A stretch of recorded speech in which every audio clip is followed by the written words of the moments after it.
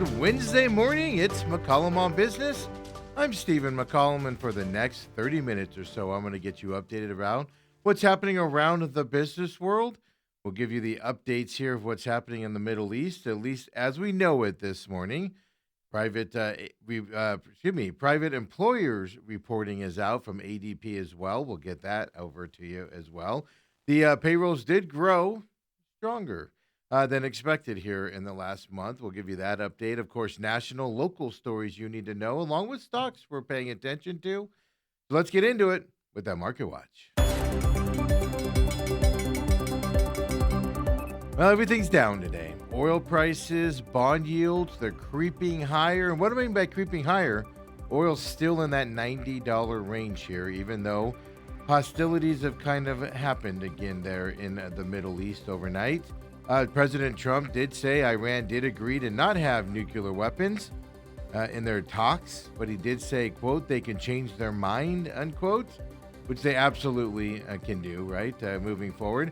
Oil is trending up here this morning, but again, in that $90 range. I was reading earlier the reason why oil prices aren't escalating as much with these festivities over there in the Middle East. China demand is way down, and China gets most of its oil, or a lot of its oil, from Iran in that Strait of Hormuz. And their demand is down, which taking some pressure off of things. So although oil is creeping up, not at the higher levels that it was before. But all this is affecting the market today, obviously. Dow Jones down 367 points right now, 50,994. The S&P 500 is down 36 points to 7580. Kobe, you'll have to repeat that for me. Sorry, folks. Production thing here. Yeah. And then NASDAQ here, 137 points down right now to 26,956 on the NASDAQ. Russell 2K, as you can tell, also down today, 29 points to 28.99 as we're looking at it here this morning. As I said, oil prices, bond yields creeping higher, the threat of a non-ceasefire in the Middle East, all affecting the markets here today. And then there's Bitcoin continuing its fall down, 66,612 this morning. What's happening there is investors are turning their money to other industries and other areas, and they're taking it out of Bitcoin here with the sell-off that's been happening around Bitcoin over the past week or so. And then stocks we're paying attention to here this morning. Well, first one, there's several here, and I don't know if we have the graphs. If not, you'll just be staring at me while I talk about them here. But private equity firms are in the watching eye here today as well. All private equity firms, or a lot of them, they've fallen. Bloomberg News has reported that Partners Group, that's a Swiss-based private equity firm, they have capped withdrawals from one of its private equity funds. Well, that's putting this whole private equity fund market, at least in terms of their stock markets, down. We don't have the graphs for these, so we apologize today. Just some technical issues we're having out there. But I'll just tell you, Blackstone is down about 6% here today. KKR, they're down about 5.5%. Blue Owl Capital, owl is in the bird, it's down about 4% today as well. So these private equity firms taking hits. Guys, you don't like to see any private equity firm, if they cap your withdrawal amounts, means they want to keep as much money as possible, or they don't have enough liquidity to cash out. People are trying to cash out more than what they have, causing that whole private equity firm industry to go down. Later on when we come back, if we'll see if we have the stocks working by then, but if not, we're going to tell you about Marvel Technology. Huge update yesterday, right? 30+% up yesterday. I think it ended up at around 32%. We'll look up into them again. Macy's in terms of retailers, and also GameStop making some news today as well. So we'll get you updated on those also. But let's get into these stories here, because U.S. private employers, we get this from the ADP reporting, as we said, right? The ADP, the payroll processor. Well, they added 122,000 jobs in May. Strong employment numbers here, at least on this side.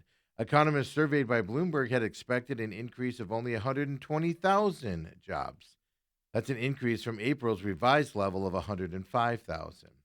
It's just continuing the idea of at least the low fire market that we're in. Market stabilization is out there with these numbers.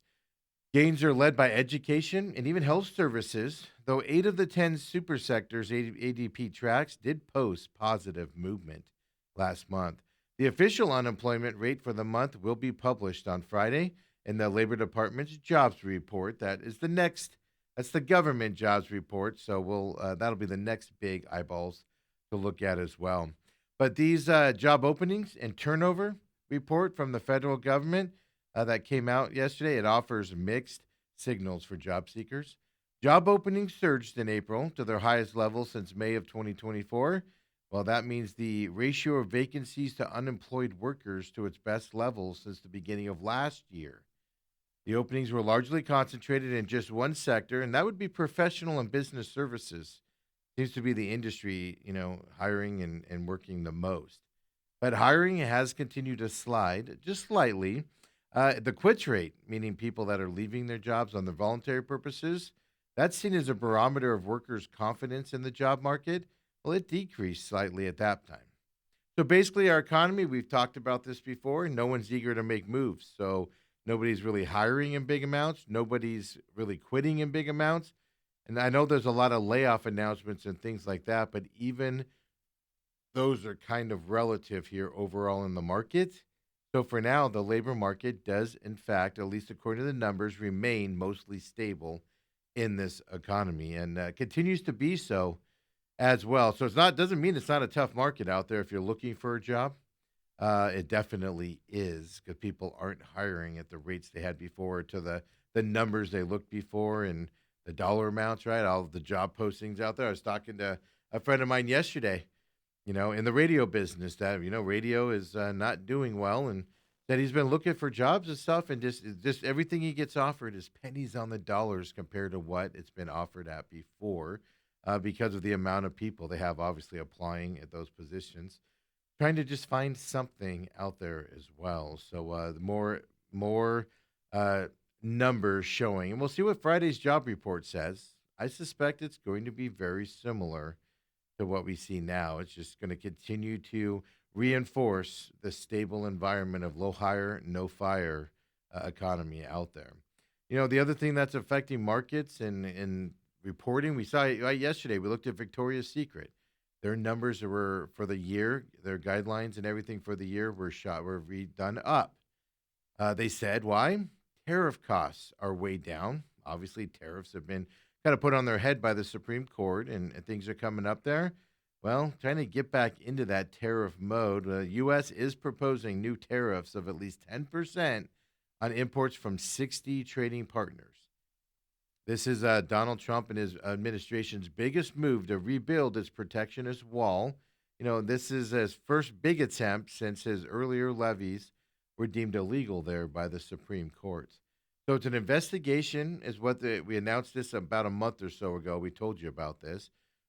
They're doing the investigation into how trade partners handle goods that are allegedly produced by forced labor. Right? They're making forced labor do the work. We don't want that products here.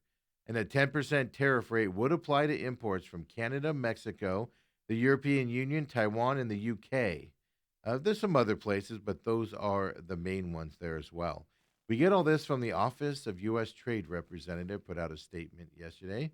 Products from other major economies, which includes China, India, Japan, South Korea, Brazil, and Switzerland, they're going to be subject to a 12.5% tariff as well from that perspective. Beijing obviously denied the allegations of forced labor being used, and he criticized Trump's move. An official in Tokyo did say Japan is in close contact with their counterparts here in Washington about the matter. The EU did call it unjustified, and they added that the bloc would respect the terms of its trade accord with the U.S. That's what the EU always does. It says, we have a deal, we're sticking to our deal, regardless of what you say you're going to do. It's always the EU's response out there. Now, this is all a major step in Trump's push to reinstate the tariffs imposed during his first year in office. Basically replace those ones deemed illegal by the Supreme Court. And we'll see where it goes. But don't forget, the recommended duties are a result of probes launched under that separate legal authority. This is the Section 301 of the Trade Act of 1974. You'll just hear people refer to that as Section 301 in this. A section of 301 investigations includes the review of U.S. trading partners' excess manufacturing capacities, and the findings of which may be released soon. We told you that a couple months ago. They said, our people, our countries, a la China, overproducing things, driving down the cost here of American production and exports to other countries, and things to that effect. Trade analysts are speculating whether any future duties from that probe would be stackable on top of these proposed one under the forced labor investigations that we're getting these 10% and 12.5% stories now. So the investigation basically says forced labor out there is what they are looking at for the excuse for these new tariffs. And then don't forget, we have also on that tariff line the United States and Mexico meeting without Canada for the U.S. Mexico Canada trade agreement out there that expires here coming up. And now Canada, who's not involved in these early talks, they're urging the United States and Mexico to renew the actual trade agreement that in its current form between the three countries. Just go ahead and extend it. Is what they're saying. The way it is now, they're trying to put pressure on these negotiations between the two countries. That is excluding Canada. In a Tuesday letter to U.S. Trade Representative Jameson Greer and to the Mexico's economy secretary, Canada's Minister of U.S. Trade called on the countries to re-sign the United States, Canada, Mexico. That's that USMCA is what you'll hear this referred to. They say go ahead and re-sign it as it is for another 16-year period. The deadline to do so is July 1st here coming up. And that's Canada's negotiation from afar. As I said, they are not involved in these talks at all from that perspective. It is interesting to see here. Canada does say they don't see that they don't think there needs to be any improvements.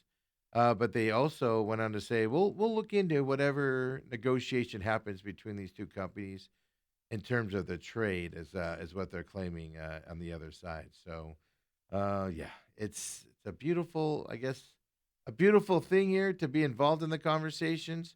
I know I think it's June 16th through June 18th, Canada and the United States get together again to have more talks without Canada on this reporting as well. So this was the exact quote here that Canada said.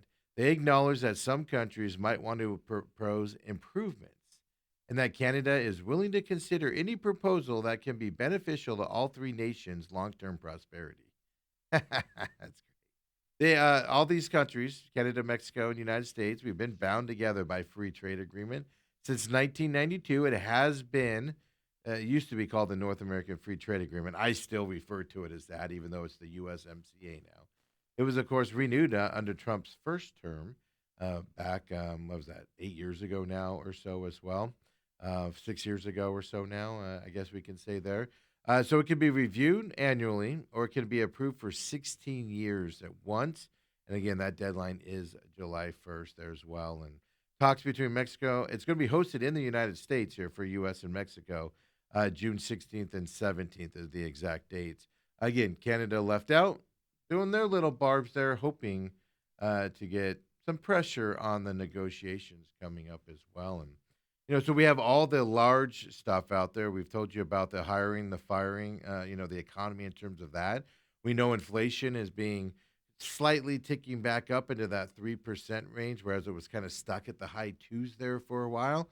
Well, we know the viewpoint of the consumers out there with the University of Michigan reports consumer confidence and things. What about corporate leadership, CEOs? Well, we have some updated numbers on that here as well. Corporate leadership across America, well, they've lost faith in the current trajectory of the U.S. economy, swinging sharply from optimism to pessimism in just 3 months. Those swings don't happen fast. It happened in 3 months here as well. This is the conference board measure of CEO confidence. They do this in collaboration with the Business Council. Well, they conduct its quarterly survey of 141 CEOs. They found that the overall score fell to 47 in quarter two. It was at 59 in quarter one. So that's a 12-point drop And just like I said, those 3 months. Any reading below 50, well, it means negative outlooks outnumber positive ones.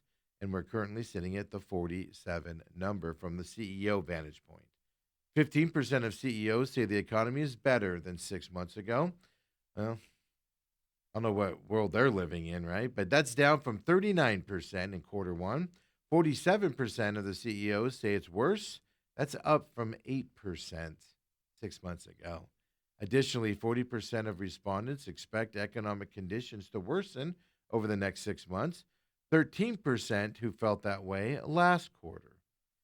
Yeah, corporations are signaling belt tightening, shrinking hiring plans, and preparing for potential layoffs if we do go towards that recession and the economy getting worse out there. 31% of these CEO respondents, there was 141 of them, so 31% of them expect to reduce their workforce over the next 6 months, which now outpaces the 28% who plan to expand hiring. Planned wage hikes are losing steam. Concentration in the 3 to 4% range is what, if they are doing some, they're saying 3 to 4% range. 53% of CEOs reported some problems in some areas when hiring, not finding quality candidates, uh, you know, candidates wanting too much type of situation. So even the outlook now on CEOs and their companies and the futures of what their company's doing is very, very negative right now compared to, just like I said, 3 months ago, let alone 6 months ago when it's way down at that point. So it's just the way the economy is going right now, and this the war obviously is attributing to that, and these CEOs see belt tightening coming up from companies, from consumers, and everybody moving forward. So everybody's kind of, if you're feeling it out there as a consumer, as a homeowner, as a just a person out there trying to survive, believe me, everybody's starting to feel it as well, and they're starting to report on it as well as we continued on. And you might have last night here in Phoenix. This does affect Phoenix and multiple cities. If you have DirecTV, you might have sat down last night and tuned in and tried to watch Game One of that Stanley Cup Final last night, Vegas and Carolina. You might not have seen it. You might have seen a message instead saying that the contract, with Scripps has expired out there. The message directed viewers interested in the Stanley Cup Final. It's going to happen to the NBA Finals as well. They directed you to ESPN, Hulu, or Disney Plus apps, is what DirecTV did. Here's what DirecTV says on social media. Scripps is demanding the highest rates DirecTV has ever received from a station group. That would continue to dramatically raise costs for consumers and businesses already struggling with affordability. DirecTV posted that on social media. They went on to say after DirecTV declined those demands and sought a more reasonable agreement, Scripps chose to remove its stations from viewers in several major markets nationwide. So DirecTV said 54 local stations in 36 markets went offline yesterday. That does include Las Vegas, right, where you got the Knights that are playing that in that series. Baltimore, Buffalo, Cincinnati, Cleveland, Denver, Detroit, Kansas City, Miami, Milwaukee, Nashville. I guess we're naming them all here. No, we're naming the big ones. Salt Lake City, Tampa, St. Petersburg, all one area there. They were among it. Several other markets, as I said, 54 of them. Phoenix was one of those markets as well. Scripps CEO, he came out in an interview with Awful announcing he actually blamed DirecTV's management for the impasse. He kind of blamed what I like to blame, and I don't like it in this economy, and I don't like what they do. He said, quote, they're run by private equity, meaning DirecTV. They have MBAs running the numbers. I don't really think they care about the work we do in the local communities and that local people actually rely on, whether it's local news or local sports. They're just saying all they care about is the numbers, which is all private equity cares about. They don't care about anything but how much money can we make in the process. So now another broadcast, well, being affected here for people. Phoenix is one of those markets as well for DirecTV out there. So that's what's happening if you tuned in last night and saw, some of your channels down last night.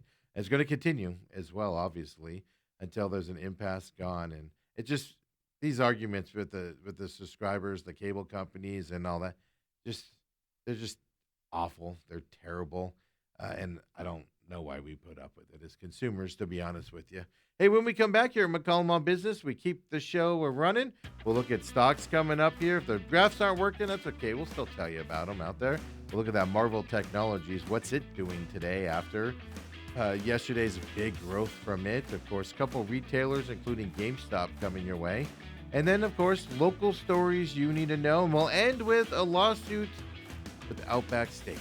So they've had a lot of lawsuits over the last few years. Another one's happening over in Virginia. Just a little perspective here from our side here on Outback is I can relate to this problem. I haven't been hurt by it, but I can relate to this problem at Outback. So we'll talk about that as well. Come on back, folks. It's McCollum on Business.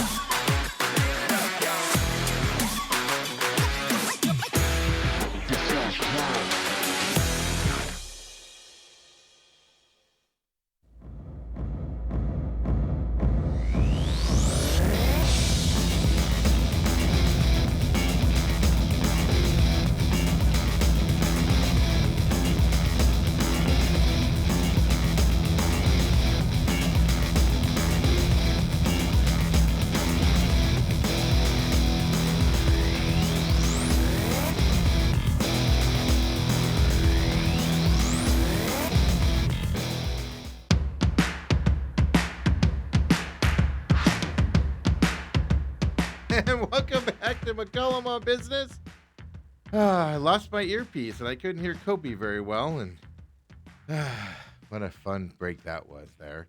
Hey, we're here at McCollum on Business Wednesday edition. Just a quick programming note. Don't forget, we will not be here tomorrow on McCollum on Business. I do have a personal thing I got to take care of around 8 o'clock tomorrow. And so I will not be here tomorrow. We'll be back on Friday at 7 a.m. with your business news. Main event will continue the rest of the week. Tomorrow, Uncle Lou's coming in for the 2 hours with 17-year NFL veteran Del Hellestree as well. So make sure you join them still. You can catch all of our programming, at least this show and the main event live here on YouTube, TME Media AZ out there. Don't forget to follow TME Media AZ on X. That's where we put the show updates on, if there is a day it has to go dark or, not going because of markets closure or other conflicting things that can't be moved out there. Make sure you're following that for the news, plus what we do around here as well. We met yesterday with somebody helping us out with this business show, and we're looking to change the format, get some more business guests on here that we can talk to. So that format is starting to go as we have somebody reaching out to their contacts to get us more guests on here. And I'm sure it'll take a little bit, obviously, to dial it up, but that's going to kind of improve this program coming up. Don't forget, all of our programs are live or live there on YouTube in terms of this show and the main event. Everything else is on demand there on YouTube, TME Media AZ.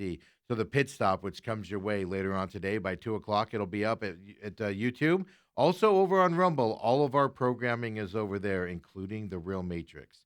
On Fridays at noon, new shows pop up there on on Rumble. Rumble.com/users/TME Media is where you can find it over there. Just click on the channel button just above the videos when you go to that page, and then you can click on the Real Matrix, and they pop up there. A little bit less convoluted than that main page that Rumble has there as well. They're noon on Fridays, of course, free podcast systems as well for all of our shows except for this one. Just search the show name, right? The Real Matrix. Put the Angry Patriot on the back side of that because there's a lot of Matrix shows out there, as you can imagine. But the Real Matrix, Angry Patriot, Pops right up for you on your free podcast system. The pit stop with Steven, it pops up there. The pit stop talk there on X, or you could search that on the free podcast systems for the pit stop. New episode today where we look back at racing last weekend. Streets of Detroit for Indianapolis. Excuse me, for the Indy cars. And of course, NASCAR last weekend in Nashville. NASCAR this weekend coming up. We'll get you updated on that here later on today as well. As soon as we're done here, this show gets put up on demand, as well as the main event when we're done live here, 8 to 10 a.m. here on YouTube, TME Media AZ. And with all that news out there, with us being dark tomorrow, let's get you your market watch, our last market watch here until Friday. Here, let's get it, the market watch. Folks, it's been one of those days. I'm not going to lie to you this morning. Hey, we're persevering through it, right? If everything went perfect, everybody would do it, right? And it'd be an easy life and it'd be part of the fun. Well, nothing easy about today with the market. You know, the festivities firing up again over there in the Middle East. Treasury yields creeping up, oil creeping up, but still in the 90s. But the markets are selling off today, and there's just going to continue to happen throughout the day. I doubt we're getting a turnaround here at any time. You see the Dow Jones right now down 404 points. It's gotten worse as the show has gone on here. The S&P 500 is down to 32 points. The Nasdaq's down 91 points right now. And then the Russell 2K, you can tell, down 18 points as well. There's live update coming right now. President Trump has said that him and Benjamin Netanyahu, the Israeli prime minister, I should say. Netanyahu says he and Trump have tactical disagreements, but agree overall, is what he is saying right now. It's probably why we're seeing some more sell-off here on the market right now as well. Bitcoin, although it is up for the day, technically 40 points right now, it's down 66,709 here today. As that continues its free fall, as people are just taking their money out of the cryptocurrencies and putting them someplace else out there as well. Stocks we're paying attention to this segment, Marvel Technology is what we're looking at here. I don't know if we have the graphs yet. If not, it's no problem. We'll just tell you about it out there. The stock, yesterday was on that huge uptick. 32% up yesterday is where it ended up at. Well, in this morning, it's more than 13% as well. So that trend on Marvel Technology that we talked about yesterday is still riding high for that stock out there. So just a quick update for that one. And then we'll look at Macy's here as well. We don't have the graph for you, as I said, but they're up about 1.5% here today. They posted its strongest first quarter growth in over 4 years for Macy's. Remember, this was a struggling retailer over the last several years. Revenue came in above estimates for Macy's. It came in at $4.68 billion. The expectation was $4.61 billion for them. They also hiked its full-year outlook. So Macy's looks like it's on the rebound here in troubling times, no less, here for retailers for the most part. Macy's coming back here and showing some life here in terms of their numbers and their stock as well. The only last stock we're going to talk about today is GameStop out there. A video game retailer, you know them. They were part of that meme stock craze a few years ago. Well, they're up 13% roughly here today. They reported adjusted earnings of 30 cents per share in their first quarter. That was above analysts polled. They expected 16 cents in earnings per share. So they practically doubled it, right? Almost doubled their earnings per share, GameStop did. Revenue rose 14% from a year ago as well. So GameStop continuing, I'm going to say their turnaround. They've always had a little bit of success, but they're hitting bigger numbers as it goes on there for GameStop as well in terms of the retail side. We've seen some big retail numbers. Victoria's Secrets yesterday, Macy's, GameStop here today. And yesterday Victoria's Secret gave credit to less, obviously, tariffs out there with the tariffs deemed illegal and things to that effect. So I wonder if that's helping some of these other retailers, because we know consumers are cutting back right now and they're still hitting those numbers out there. Let's get into the local stories we need to talk about here today as well. A couple short ones, and then I think I've had this problem at Outback. We're going to talk about that here coming up, but luckily I haven't been hurt by it. But let's go up to Scottsdale first, and Scottsdale doing what every municipality has been doing lately, and with the water arguments over who gets what from the Colorado River, data centers taking a ton of water, causing rates to go up. Well, Scottsdale is going to be using part of its recent water rate increase. They're going to use that money to fund additional water sources and supplies moving forward. The Scottsdale City Council approved a 4.5% rate bump last month. The city receives about 70% of its water from the Colorado River. We're getting further cuts in the Colorado River allocation later this year. So we don't know any final numbers on how less we're going to get, but when you receive 70% of your water from that means you're going to get less water, obviously, and big amounts of less water coming up. So they need to find other sources. While the majority of the rate increases are for infrastructure and operating costs, smaller portion will fund other sources like water conservation. Scottsdale is looking into advanced water purification, buying groundwater from the mm, Harquahala Valley. I butchered it. I know. I apologize. But they also want to expand Bartlett Dam on the Verde River. No final decisions have been made on which way they're going to go, but those are options that they've discussed so far. And like I said, I sincerely apologize to that valley for butchering that name.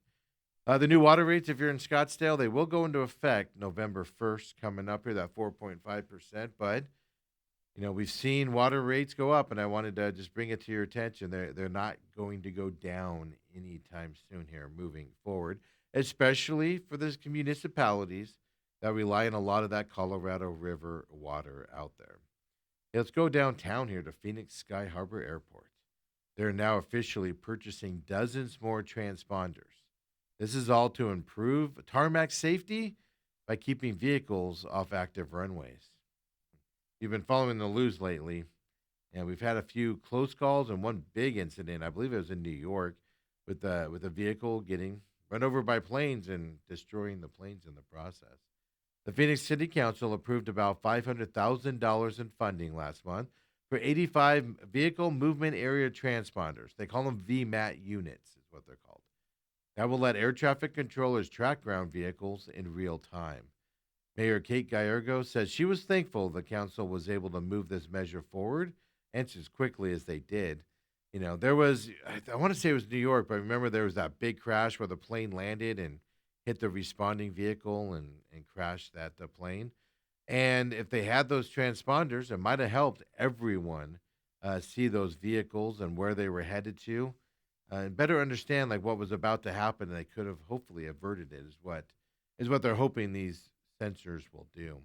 And it was LaGuardia's airport. The more I think about it as well, that was that one back in April, March, end of March, beginning of April timeframe as well. So Phoenix was one of the first cities to pilot those VMAT technologies.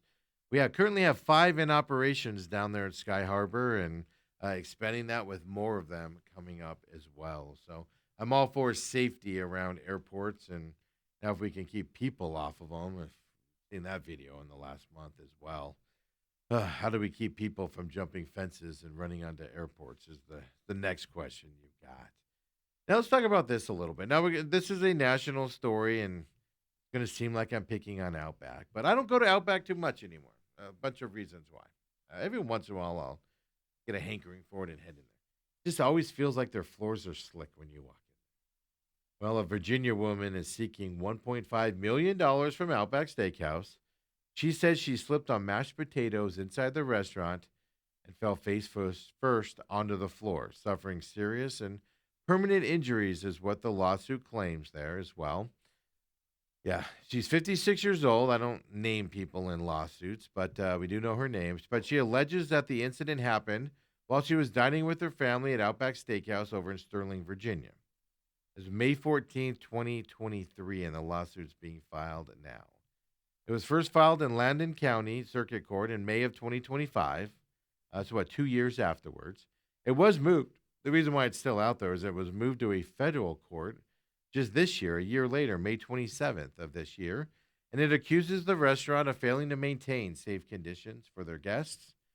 So, according to this complaint, she says she was walking to the restroom when she slipped on a slippery substance on the floor that appeared to be mashed potatoes. Yeah. They say that the fall caused her to land face first on the hard flooring. Her filing argues that the chain had the legal duty to maintain a safe environment and to warn customers of hazards. It claims no warning was posted about the substance and that the restaurant allowed the spill to remain on the floor for an unreasonable amount of time.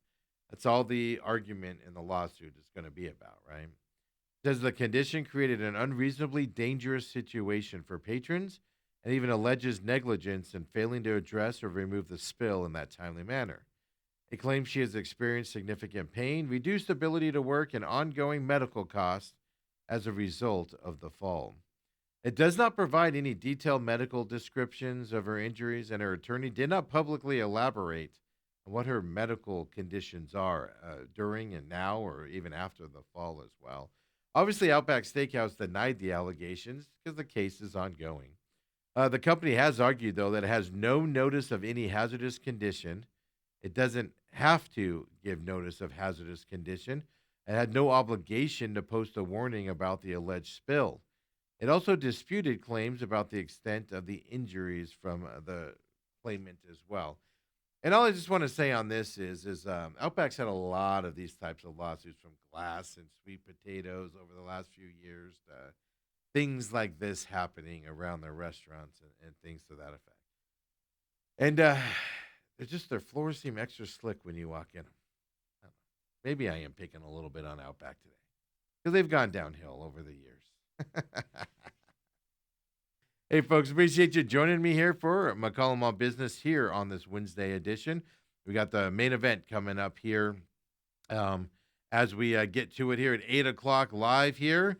We appreciate you joining us very much. Let me just check all the feeds here just really quick, see where we are standing with everything. And everything's running well here today, except for the graphs and some other things, but we survived it.